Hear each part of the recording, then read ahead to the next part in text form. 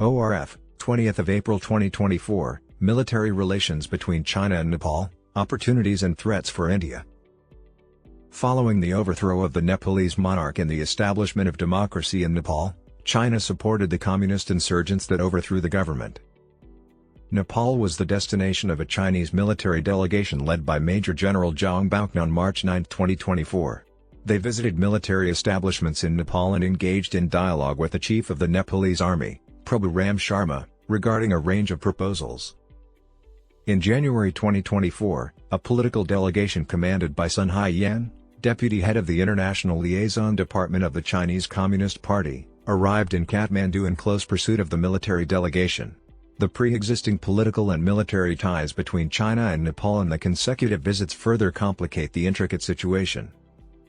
The public statements and visits of Chinese leaders in Kathmandu appear to establish an enduring relationship between China and Nepal. Subsequently, China's apprehension has been heightened due to India's strengthening relations with Nepal. As a result, Chinese leaders have heightened their endeavors to cultivate favor with Nepal's political and military establishment. This paper assesses India's prospects in Nepal and China's predicament while examining the military aspect and this delegation's proposals. China-Nepal military relations. In contrast to its other South Asian counterparts, China and Nepal have historically maintained relatively strained military relations, notwithstanding substantial political, economic, and social involvements in recent decades. Structural factors continue contributing to this underdevelopment, with the army dimension exerting a significant influence.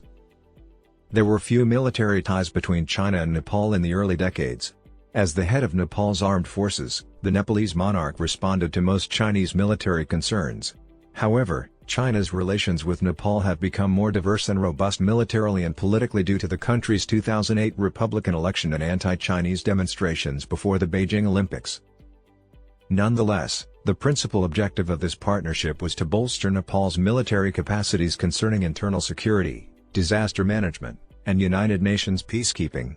This was accomplished through grants, training, infrastructure development, and joint exercises.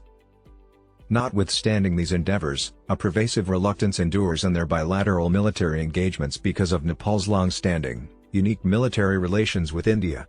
Significant material support, regular joint military exercises, and the substantial presence of Gurkha soldiers and veterans all contribute to the strength of these connections. They have presented obstacles for China in its efforts to forge a military alliance with Nepal that is of comparable influence. Additionally, the COVID-19 pandemic exacerbated the already fraught military relations between China and Nepal. China suspended all military engagements and closed its borders from 2020 to 2023, impeding the exchange of materials and personnel until the middle of 2023. As a result, mutual trust was profoundly affected by this unofficial blockade, which highlighted the precarious nature of military relations in the face of larger geopolitical forces. Cooperation in the military after COVID. On August 16, 2023, a Chinese military delegation headed by Major General Zhang of the PLA's Tibet Military Command visited Nepal after easing COVID-19 restrictions in 2023. Throughout this visit, consensus was achieved to recommence the Sagarmatha Joint Military Exercise Series, and numerous positions in Chinese military training academies were extended to Nepal Army officers. China also provided 4 seats in its College of Defense Studies (CDS) annual Defense and Strategic Studies course.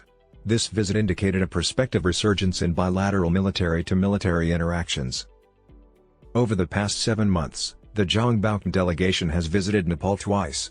It proposed installing an ammunition plant, resumed Sagarmatha joint military exercises, extended invitations for additional NA officers to receive training in Chinese military institutions, advanced an armored personnel carrier (APC) procurement contract, and enhanced overall military cooperation to bolster military cooperation.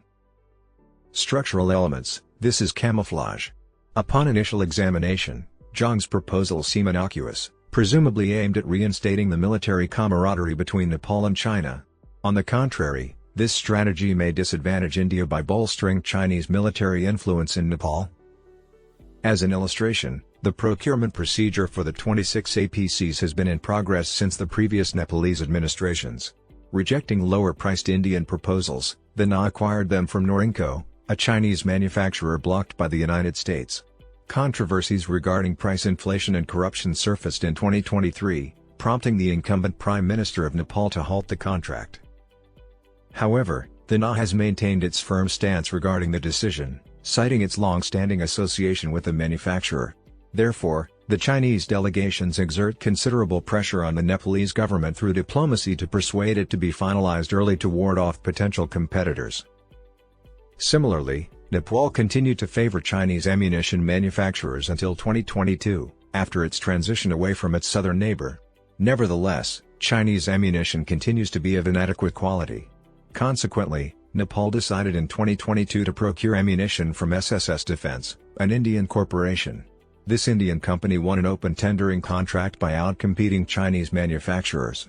Zhang's delegation, as expected, has put forth a proposal to establish an ammunition facility for the NA with the intention of undermining India's re-entry into the NA's ammunition stockpile. Similarly, the Sagarmatha joint military exercise, successfully executed twice in 2017 and 2018 with fervent backing from the KP Sharma Oli administration, has been inactive since 2019. Oli's administration's objectives were to strengthen its communist credentials with China and reduce India's sway in the NA. Oli's objectives were thwarted by shifting military dynamics and regional politics, which ultimately resulted in the postponement of the joint military exercise with China. China has repeatedly failed to resume the joint exercise since August 2023. Instruction in Military Affairs at the College of Defense Studies. Nearly half of the approximately 67 military academies operated by the PLA instruct foreign military personnel.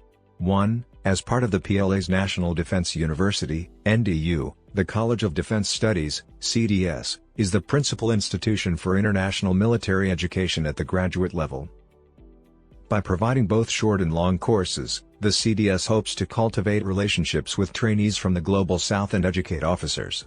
Foreign officers who complete its Defense and Strategic Studies course for colonels and brigadiers over a year are awarded master's degrees. This program shapes the military elites of participating nations. In contrast, instruction for foreign military graduates occurs at a satellite campus in northern Beijing, which is physically isolated from the PLA and NDU. This arrangement constricts their opportunities for interaction and relationship building with PLA officers. Instructors at the CDS rigorously adhere to the official party line and restrict opportunities for discussion. The persistent language barrier and this separation between Chinese and foreign officer recruits, including Nepalese officers, constitute a substantial deficiency in this training program. On the contrary, Indian academies accommodate Nepalese officers concurrently with Indian officer trainees for their instruction. This collective experience incorporates a wide range of elements, including military culture, language, and instructional medium. It enhances their training and cultivates profound connections within the Indian system. As a result, India maintains a significant military advantage over China, which China finds challenging to diminish. The proposals put forth by successive Chinese military delegations indicate an ongoing endeavor to accomplish three goals. China aims to establish a link between its military-industrial complex and the Nepalese armed forces. This necessitates cultivating a substantial alliance with China for the provision of military materials, which would permanently bond Nepal to China, specifically in regard to spare parts and service support operations. Moreover, China believes that its concentrated endeavors to enhance the military capacities of the nations bordering India will foster more intimate relations with those nations. The improved capabilities and a Chinese-trained military elite are anticipated to inspire greater confidence in these nations to initiate dialogue with India. Moreover, they might be susceptible to manipulation to incite conflicts that would deflect Indian attention away from their capabilities. Ultimately, the PLA is also engaged in expanding diplomatic relations and protecting China's economic interests. Consequently, an enhanced military alliance will aid China's additional political and economic endeavors in Nepal. This includes addressing the Belt and Road Initiative's lethargic progress. India ought to intensify its endeavors in Nepal, specifically concerning the Nepalese armed forces, to thwart these Chinese goals. By capitalizing on its long-standing advantages and addressing unresolved concerns, India can effectively mitigate the impact of Chinese interference.